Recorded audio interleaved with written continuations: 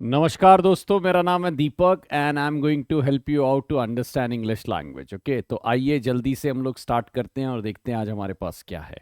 मेरा Telegram group है English by Deepak sir. You all can get connected to get the vital information regarding my videos and other stuff. तो आप सब लोग मेरे साथ जुड़ सकते हैं। इंग्लिश बाय दीपक सर, ये आपका सामने स्कैनर है, उससे भी स्कैन करके ये मिल जाएगा, राइट।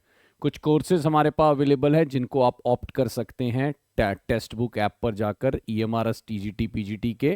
ठीक है, बिहार शिक्षक भर्ती का बिल्कुल लेटेस्ट कोर्स चल रहा है जिसके अंदर जो है हम लोग क्या कहते हैं, बिल्कुल स्टार्टिंग से पढ़ा रहे हैं।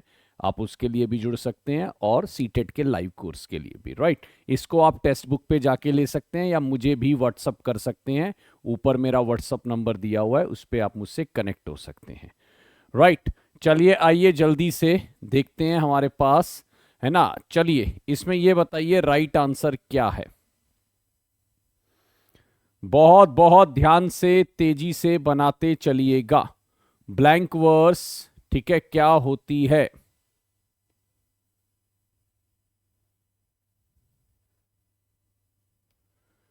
चलिए, ब्लैंक वर्स क्या होती है दोस्तों? ब्लैंक वर्स वो होती है ना, जिसके अंदर मीटर तो होता है बट कोई राइम नहीं होती है, या उसके पास मीटर होता है ना कोई राइम होती है।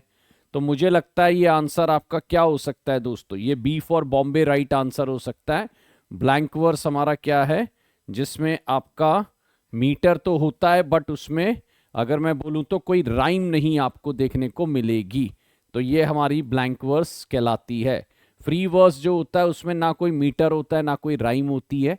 ठीक है, तो फ्री वर्स जो होती है उसमें ना कोई मीटर ना कोई राइम होता है।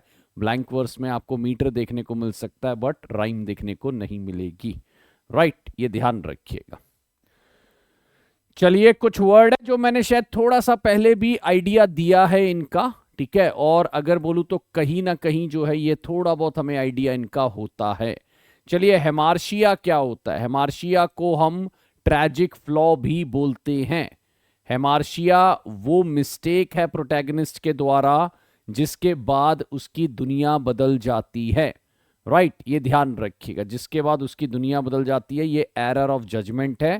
ठीक है, तो मैं अगर बोलूं तो hamartia is called basically the error of judgement, right. ये ध्यान रखिएगा।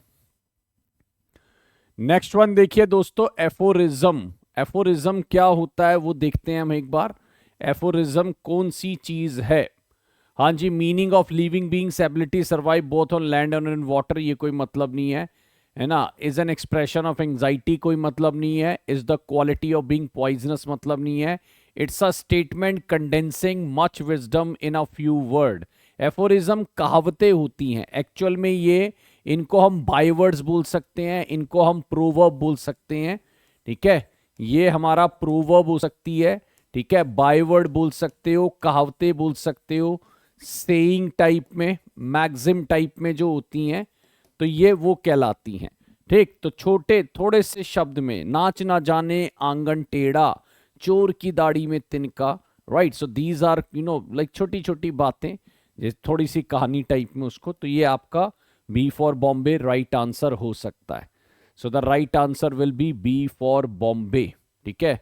B for Bombay right answer होगा, ये ध्यान रखिएगा। चलिए नेक्स्ट वन देखिए हमारा क्या है। एपिक। एपिक आपका एक जो होते हैं, जैसे आपने पैराडाइज लॉस्ट के बारे में सुना, होमर का इलियाड है, रामचरित्र मानस है, महाभारत है, ये सारे एपिक्स की कैटेगरी में आते हैं। एपिक एक लॉन्ग नरेटिव पोम है ना, that is based on a serious subjects. Epic के अंदर आपको गॉड, डेमी गॉड, इस तरह की चीजें देखने को मिलती हैं, राइट। और ये एक बहुत लॉन्ग नरेटिव पोम्स होती हैं, है ना। कई बार 12 बुक्स, 24 बुक, है ना, उस सेंस में यहाँ पर ये दी जाती। तो अगर मैं बोलूँ तो ये आपका होता है long narrative poem on a serious subject, ठीक है, long narrative poem on a serious subject. चलिए, लिरिक क्या होता है?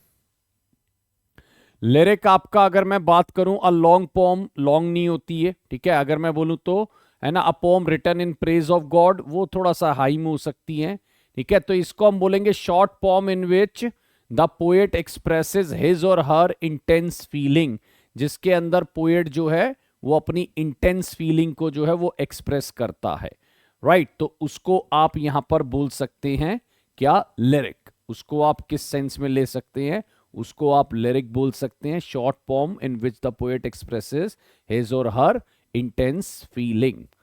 चलिए 6 नंबर, एलिप्सिस जो होता है वो क्या होता है गाइस, है ना। अगर मैं बोलूं addition of word, mixing of word, omission of word, none of the above. Ellipsis actual में वो होते हैं जो डॉट डॉट डॉट लगे होते हैं। एलिप्सिस वो होते हैं जो डॉट डॉट डॉट लगे होते हैं। इसका मतलब ये है ओमिशन ऑफ वर्ड्स। एलिप्सिस आपका एक फिगर ऑफ स्पीच के टाइप में भी काउंट होता है, डॉट डॉट डॉट, तो ये आपका ओमिशन ऑफ वर्ड्स में काउंट होते हैं। This is called the omission of words, right. हाँ जी, चलिए, poem consisted of 4 lines and the 4 lines of the poem can be considered as a unit. देखिए कपलेट जो होता है वो आपका 2 में होता है, 2 लाइन्स का मतलब हीरोइक कपलेट आपने सुने हो, ठीक है। हाइकू जो है वो जापानीज पोम है, ठीक। और लिरिक अभी आपने देखा, ये क्वार्टरेन हमारा आंसर होगा, ठीक है ना। क्वार्टरेन हमारा आंसर होगा, ये ध्यान रखिएगा। हमारा राइट आंसर क्या होगा, क्वार्टरेन होगा, ये ध्यान रखिए, ठीक। तो कपलेट, हाइकू, क्वार्टरेन, ये हाइकू ध्यान रखना, जापानीज पोम, ठीक है ना। 5 लाइंस की होती है, I think, I believe so, ठीक। चलिए आइए जरा 8 नंबर की तरफ हम लोग चल पड़ते हैं। हीरोइक कपलेट आप जो बड़ी बड़ी पढ़िएगा, बिल्कुल इंपॉर्टेंट रहते हैं ये चीज भी। हाँ जी, elegies and sonnet are 2 types of essays हैं, फिक्शंस हैं, ये बायोग्राफी है या ये पोम्स हैं। तो देखिए ये तो सीधी सी बात है, सोनेट आपकी 14 लाइंस की पोम होती हैं, ये हमको सबको पता है। शेक्सपियर इसके शहंशाह रहे, जॉन मिल्टन ने बहुत लिखी, ठीक है ना। 154 सोनेट्स जो है वो लिखी गई किन के द्वारा, ठीक है। अगर मैं बोलूं तो शेक्सपियर के द्वारा। तो इनको हम एलिजीज होते हैं, सैड सॉन्ग। एलिजीज हमारी क्या होती हैं, जिनको आप सैड सॉन्ग में लेते हैं, ठीक है ना, मतलब किसी के मरने पर गाई जाने वाली पोम्स। और सोनेट जो है वो 14 लाइंस की पोम होती हैं, ठीक है। सोनेट आपकी 14 लाइंस की पोम होती हैं। तो इसको आप पोम्स के अंदर, पोएम्स बोल सकते हो, पोम्स बोल सकते हो, उसके अंदर आप इसको काउंट करते हैं, राइट। चलिए दोस्तों, बड़े शॉर्ट में वीडियो में आपको बहुत चीज करा रहा हूं मैं, और मेरी तरफ से अब आपको है ना 4-5 शॉर्ट वीडियो देखने को मिलेगी in a very short span of time. We will try to cover the maximum of the things, okay. और बिल्कुल सीधा आके क्वेश्चंस के आंसर दे रहा हूं, और बहुत ही प्लेन एंड सिंपल वे में आपको चीजें समझ आ रही हैं। चलिए, एफीफनी क्या होता है, चलिए एफीफनी क्या होता है। अगर मैं बोलूं तो ये manifestation of Saturn presence, fanciful word, supernatural power, manifestation of God presence. देखिए ये अगर मैं बोलूं तो ये आपका God presence, manifestation of God presence के तौर पे देखा जाता है। एफीफनी यानी जो गॉड के द्वारा रेवलेशंस या गॉड के द्वारा कोई बात बोली जा रही है या कुछ है, तो वो एफीफनी में काउंट होती है। गॉड्स रेवलेशंस जो होती हैं तो उसको एफीफनी बोलते हैं। ए फॉर एप्पल हमारा इसके अंदर राइट वर्ड बन जाएगा। बहुत अच्छा वर्ड है एफीफनी, है ना, ये ध्यान रखिएगा। सैटर्न आप जानते ही हैं, गॉड पैराडाइज लॉस्ट में सैटर्न जो है एक क्या कहते हैं, बहुत एक मेन कैरेक्टर के तौर पे एंटागोनिस्ट रहे, प्रोटैगनिस्ट नहीं रहे, है ना। सैटर्न एंटागोनिस्ट रहे। एंटागोनिस्ट क्या होते हैं, जो अगेंस्ट होते हैं, राइट। हाँ जी, चलिए नेक्स्ट वन देखिए जरा, 10 नंबर क्या कह रहा है, डिक्शनरी मीनिंग। देखिए डाइग्रेशन क्या होता है, डाइग्रेशन होता है भटक जाना, रास्ते से भटक जाना, दैट इज कॉल्ड डाइग्रेशन, ठीक है। कॉनोटेशन मतलब होता है किसी चीज का अभिप्राय या मीनिंग, है ना। अभी मतलब इसको आप ऐसे बोलते हैं, it has positive connotation, positive connotation. Positive connotation का मतलब पॉजिटिव मीनिंग है, कॉनोटेशन का मतलब एक तरीके से मीनिंग, है ना। जैसे बोलते हैं यार इसका तो नेगेटिव कॉनोटेशन है, जैसे हम बोलते हैं इसका तो नेगेटिव कॉनोटेशन है, ठीक है। जैसे अगर मैंने शायद पहले भी बताया, फेमस बंदा जो है वो पॉजिटिव वे में बोला जाता है, और अगर कोई बंदा इनफेमस है तो ध्यान रखना वो famous for wrong reason, famous for wrong reason, मतलब जो गलत कारणों से फेमस है उसके लिए बोला जाता है। फेमस फॉर रॉन्ग रीजन जो है वो इनफेमस कहलाता है, ये ध्यान रखिएगा। फेमस फॉर रॉन्ग रीजन वो इनफेमस कहलाता है, ये ध्यान रखिएगा। तो उसका नेगेटिव कॉनोटेशन आपको देखने को मिलेगा। फेमस जो है दैट हैज पॉजिटिव कॉनोटेशन और इनफेमस नेगेटिव।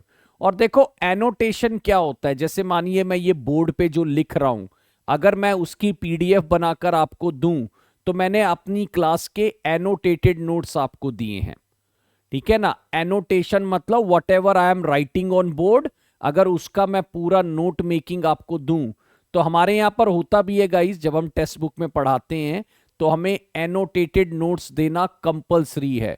अगर हम नहीं देंगे we will get call from the team, sir आपके एनोटेटेड नोट्स नहीं आए, please upload as soon as possible.